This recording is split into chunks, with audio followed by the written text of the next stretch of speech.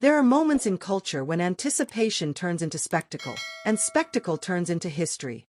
But sometimes, despite all the build-up, the promise collapses under its own weight. Friday night in Toronto was supposed to be that cultural flashpoint, a turning of the tides in favor of hometown loyalty. Instead, it became something altogether different, a cautionary tale about what happens when fandom overreaches, and the line between support and delusion begins to blur. Welcome to celebrity rap life, where the red carpets never roll up and the spotlight never fades. The rewards are legendary. Because in celebrity rap life, every downfall can become a comeback, and every headline tells a deeper story. Hit that like button, subscribe, and turn on notifications so you don't miss a second of what's coming next. At the heart of the unraveling was an ambitious effort dubbed the OVO Takeover, a grassroots campaign designed by Drake loyalists to reclaim the soul of the 6ix9ine from Kendrick Lamar. On paper, it sounded like a well-meaning demonstration of support. In execution, it became a punchline, a failed spectacle that barely got off the ground before being swept into the digital dustbin of rap history. Kendrick Lamar's arrival in Toronto wasn't just another stop on his explosive grand national tour. It was a symbolic invasion of enemy territory. The weight of a year-long feud with Drake hovered above the city like a storm cloud, electrifying the air and injecting meaning into every beat, every lyric, every step Lamar took onto Canadian soil.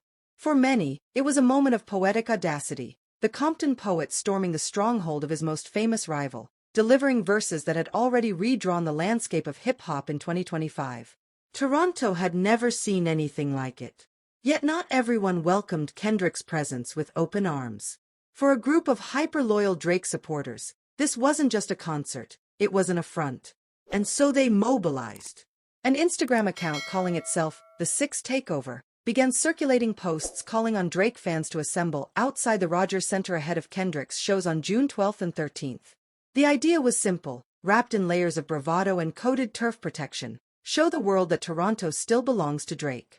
Participants were encouraged to wear matching OVO hoodies, wave flags, blast music, and gather peacefully in a kind of cultural resistance against the perceived outsider.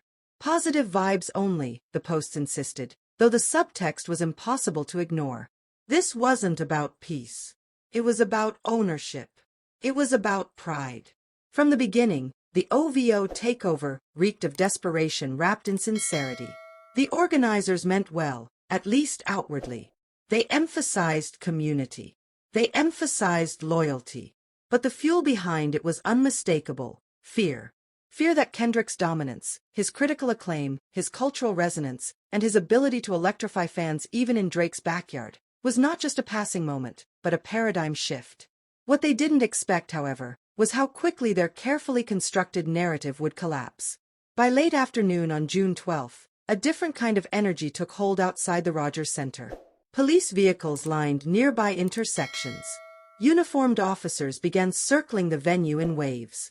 According to local reports, police received several anonymous tips warning of potential disturbances.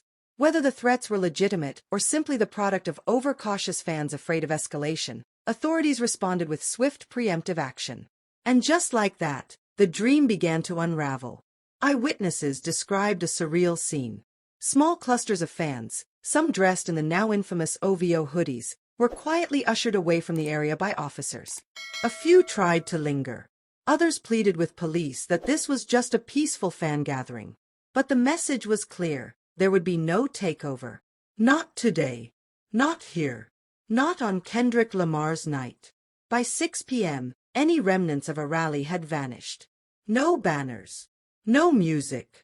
Just silence and scattered disappointment. Later that evening, the 6 Takeover posted a statement on their Instagram story. "We tried to create good vibes for the city," they wrote. But unfortunately, some people decided to report us, falsely claiming we were planning to start trouble. Because of those reports, police were already on high alert and were quick to shut down anything that even looked like a crowd forming, including us. It read more like a eulogy than a defense. Online, the backlash was immediate and brutal. What little sympathy existed was quickly drowned by ridicule. Comment sections became virtual coliseums of mockery. One user on X posted, "OVO Takeover? More like OVO Take a Seat." Another wrote, "You spent 11 grand on hoodies and vibes? Bro, you got finessed by your own fandom." Some of the criticism was light-hearted. Others took a darker turn, calling the attempt a form of manufactured tribalism and accusing organizers of inciting division under the guise of celebration. A handful of posts veered into conspiracy theory territory, suggesting the entire campaign had been a publicity stunt designed to bait Kendrick into reacting. But Kendrick never flinched. While the failed takeover dominated social feeds for a few hours, it was ultimately overshadowed by what happened inside the Rogers Center later that night. Once the lights dimmed and the intro track boomed through the speakers, it was clear who controlled the room. Kendrick Lamar didn't just perform, he made a statement without uttering a single word about Drake or the rally outside. The crowd erupted from the first beat. Every lyric landed like a thunderclap. Tracks like Not Like Us and TV Off carried new weight in the city that many assumed would side against him. Instead, Toronto roared. Fans from every borough danced, shouted, and rapped along with a fire that suggested the city had moved on, or at the very least, was willing to entertain the idea that Kendrick belonged here, too. His setlist was tight, deliberate, and emotionally charged. He opened with Rain, slid effortlessly into Euphoria, and then, as if to underline the irony of the night, performed Family Ties, the Baby Keem collaboration that many consider a spiritual victory lap. The visuals were sharp, cinematic. The energy, unrelenting.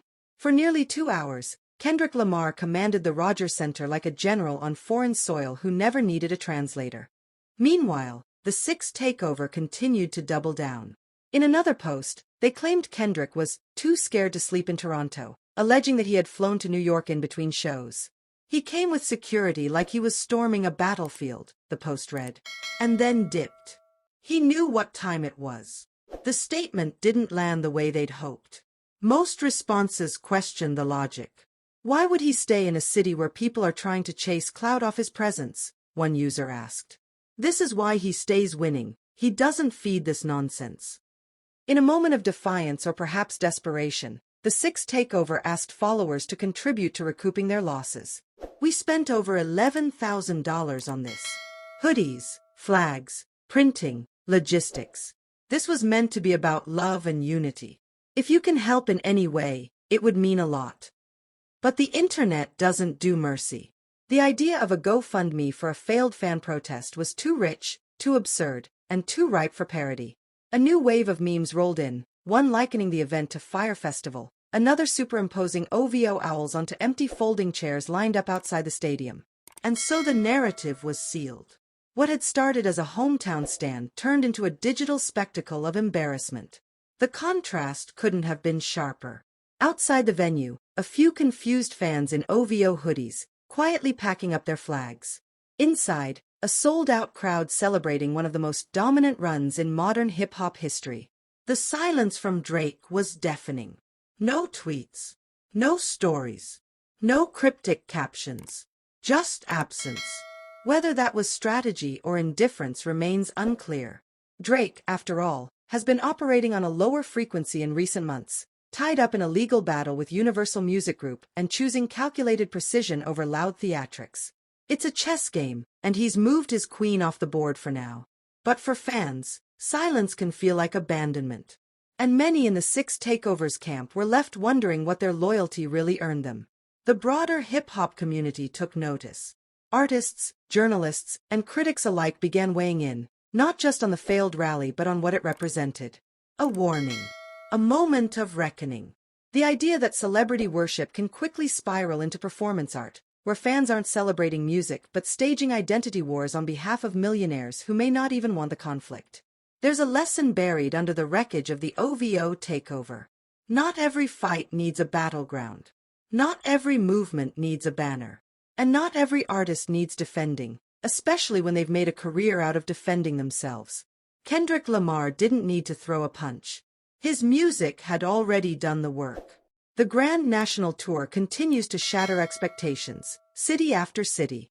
And after Toronto, the symbolism attached to his name has only grown more potent. He didn't just survive the trip into enemy territory, he thrived. Backstage, Kendrick didn't address the rally.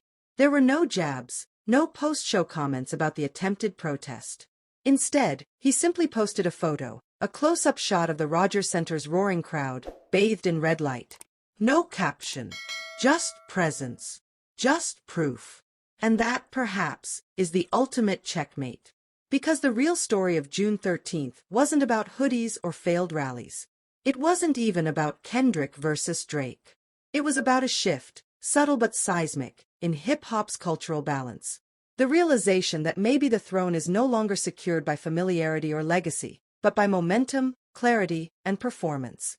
Kendrick Lamar, against all odds, had taken the city that wasn't supposed to embrace him, and held it in the palm of his hand. So as the dust settles and timelines reset, one truth lingers in the smoke. The war for hip-hop soul is still raging. But on that Thursday night in Toronto, Kendrick Lamar didn't just win the battle. He changed the terrain. And for those who tried to stop him with hoodies and hope, the message is now painfully clear. He didn't need your permission.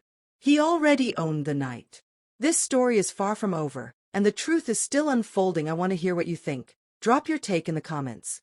And if you don't want to miss the next twist, hit that like button, subscribe, and turn on notifications so you don't miss a second of what's coming next.